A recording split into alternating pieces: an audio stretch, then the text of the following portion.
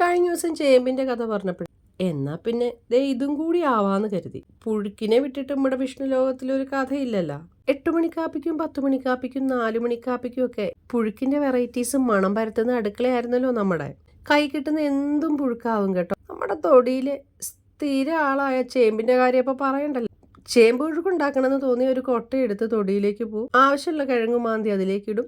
കൊണ്ടൊന്ന് കഴുകി തൊലിയൊക്കെ കളഞ്ഞ് ചെറിയ കഷ്ണങ്ങളാക്കി ഉപ്പും മഞ്ഞപ്പൊടിയും വെള്ളവും ചേർത്ത് വേവിക്കാൻ വെച്ചിട്ട് തേങ്ങ ചിരവേൽ കാന്താരിയും ചെറിയുള്ളിയും ജീരകവും മഞ്ഞപ്പൊടിയും ഒക്കെ ചേർത്ത് നന്നായി ഒതുക്കിയെടുത്ത് വെന്ത കഷ്ണങ്ങളിലേക്ക് ഇട്ട് നന്നായി ഇളക്കി ചേർത്ത് വീണ്ടും തട്ടിപ്പൊത്തി ആവി കയറ്റി കറിവേപ്പിലയും വെളിച്ചെണ്ണയും ഒഴിച്ച് നന്നായി ഇളക്കിയെടുത്ത് പാത്രത്തിലേക്കോ ഇലക്കീറിലേക്കോ പങ്കുവെച്ച് എല്ലാവരും കൂടി കഥകളൊക്കെ പറഞ്ഞ് ആ പുഴുക്ക് നേരം സന്തോഷ നേരമാവും. എനിക്ക് ഈ പുഴുക്ക് കഴിക്കുമ്പോഴേ കുറച്ച് പഴങ്കഞ്ഞിയും കൂടി ഉണ്ടെങ്കിൽ സന്തോഷം കൂടും.